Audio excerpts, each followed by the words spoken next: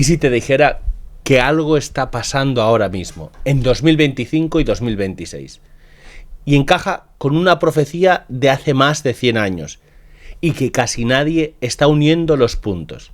Una visión de un papa en 1884, las apariciones de Fátima en 1917, una consagración en 1984, exactamente 100 años después, y ahora un nuevo papa llamado León. Las fechas son tan precisas que ponen los pelos de punta. Hoy te lo voy a contar paso a paso, con calma, distinguiendo lo seguro de lo discutido, y al final entenderás por qué hay más motivos para la esperanza de los que crees.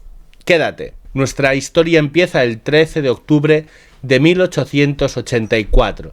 El Papa León XIII acaba de celebrar misa, y según se cuenta, vive una experiencia mística que lo deja conmocionado. Voy a ser honesto contigo, desde el principio, porque importa. Los detalles exactos de esa visión son un tema muy discutido por los historiadores. Hay incluso libros serios dedicados solo a separar lo que sabemos con certeza de lo que es tradición. El relato popular dice que León XIII vio y oyó una conversación entre nuestro Señor y Satanás. El demonio se jactaba de poder destruir la Iglesia y pedía para ello más tiempo y más poder sobre quienes se entregaran a él. Y según el relato, se le concedió un plazo, unos 75 a 100 años. Eso es lo discutido. ¿Y lo seguro? Lo seguro es esto: aquella experiencia impresionó tanto al Papa que a raíz de ella compuso la célebre oración a San Miguel Arcángel, esa que durante décadas se rezó al terminar cada misa, pidiendo defensa en la batalla contra el demonio. Eso es histórico, no leyenda. Un papa, tras un encuentro místico, armó a la Iglesia con una oración de combate espiritual.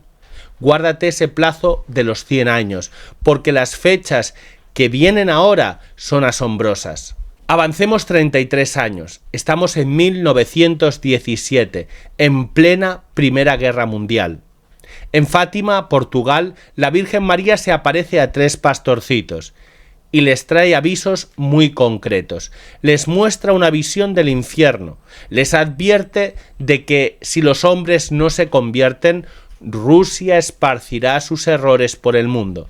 Y anuncia algo que entonces sonaba increíble, que tras aquella guerra vendría una segunda guerra mundial aún peor, y que comenzaría bajo el pontificado de Pío XI. Lo puedes comprobar, ocurrió exactamente.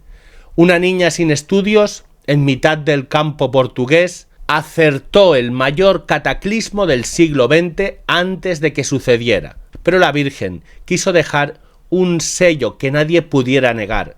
Anunció que el 13 de octubre haría un gran milagro, y ese día, ante unas 70.000 personas, muchas de ellas escépticas, no creyentes, periodistas, bajo la lluvia, el sol pareció danzar en el cielo y precipitarse hacia la tierra, el llamado milagro del sol. Muchos ateos se convirtieron aquel día. Es uno de los acontecimientos más documentados de su tipo en la historia. ¿Y qué pidió la Virgen a cambio? 3 cosas, sencillas y al alcance de todos: rezar el rosario cada día, la devoción de los primeros sábados y la consagración de Rusia, hecha por el Papa en unión con todos los obispos. Fíjate qué peticiones tan humildes para alguien que acababa de mover el sol en el cielo. No pidió grandes hazañas, pidió oración constante y reparación, porque la batalla de fondo, decía, no se gana con poder humano, sino de rodillas.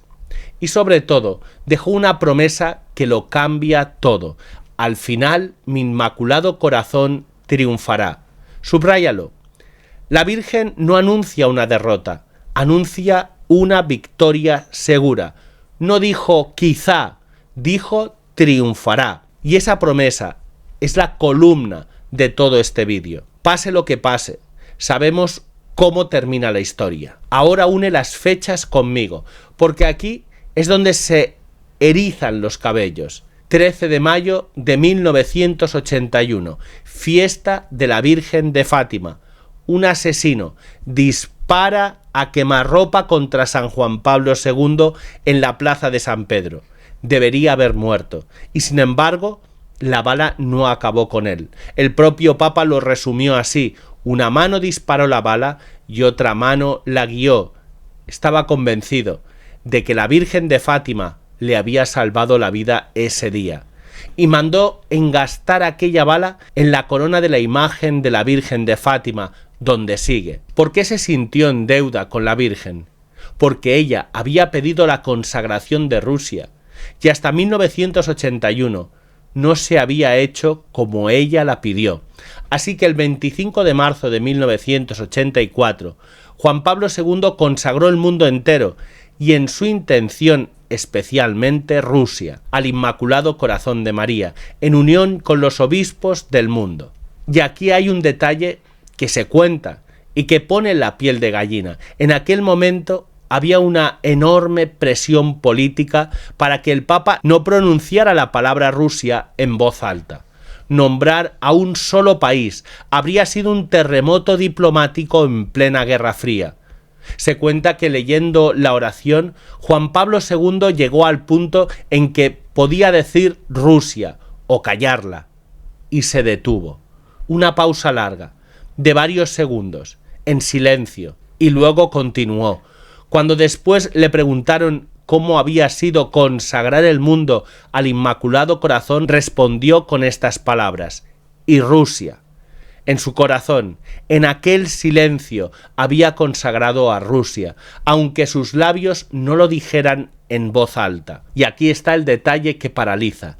1884, la visión de León XIII. 1984, la consagración. Exactamente 100 años. El mismo plazo del que hablaba aquel relato. Y poco después, lo impensable. En 1991, la Unión Soviética se desploma, sin una guerra, casi de la noche a la mañana. El imperio ateo, que había perseguido a más cristianos que ningún otro régimen, se evaporó. Muchos lo vinculan directamente a aquella consagración. Y llegamos a hoy, porque la cosa no termina en 1991. En mayo de 2025 es elegido un nuevo papa, y elige un nombre cargado de significado: León. Según se ha explicado, lo tomó precisamente por admiración a León XIII, su devoción al rosario y su firme oposición al comunismo, es decir, a esos errores de Rusia, de los que avisó Fátima. Fíjate además en el momento, elegido en mayo, el mes de la Virgen, junto a la fecha de Fátima, y según se ha informado, pocos días después de su elección, su pontificado fue consagrado al Inmaculado Corazón de María el 13 de mayo, fiesta de Nuestra Señora de Fátima. León XIII abrió esta historia en 1884. León XIV parece cerrarla o llevarla a su plenitud en nuestros días. ¿Casualidad? Vamos a hablar de eso con prudencia. Llegados aquí, toca prudencia, porque eso nos hace fuertes y creíbles. Primero, lo discutido. Ya te dije que la visión de León XIII es un tema debatido, y la consagración de 1984 también lo es. Algunos sostienen que no cumplió del todo lo pedido, porque se consagró el mundo entero y no solo Rusia con su nombre. Lo que sí tenemos es la confirmación de la propia Sor Lucía, la vidente de Fátima, de que el cielo aceptó aquella consagración. Eso sí, que algo sea suficiente no significa que fuera perfecto. Por eso, si en algún momento León XIV quisiera volver a consagrar Rusia expresamente, no habría nada malo en ello, al contrario. Y segundo, lo más importante, nadie puede fijar la fecha del fin ni calcular la profecía como si fuera una agenda. Eso sería una temeridad. Solo el Padre conoce los tiempos. Lo que sí podemos hacer es mirar las fechas, asombrarnos y sobre todo sacar la lección, que la Virgen prometió la victoria y que esa victoria pasa por nosotros. Porque ¿sabes qué es lo más práctico de toda esta historia que la Virgen, después de bajar del cielo y hacer un milagro ante 70.000 personas, no nos pidió cálculos ni fechas, nos pidió dos cosas concretas, al alcance de cualquiera: rezar el rosario cada día y hacer la devoción de los primeros sábados. Eso es todo, eso es lo que está en tu mano y en la mía. El triunfo del Inmaculado Corazón no es solo algo que veremos, es algo en lo que participamos rezando. La promesa es de la Virgen, el sí diario es nuestro. Así que mira la línea completa: 1884, la visión y la oración a San Miguel; 1917, Fátima y el milagro del sol; 1981, la Virgen salva a Juan Pablo II; 1984, 100 años justos después, la consagración; 1991, cae la URSS; 2025, León XIV consagra su pontificado a la Virgen.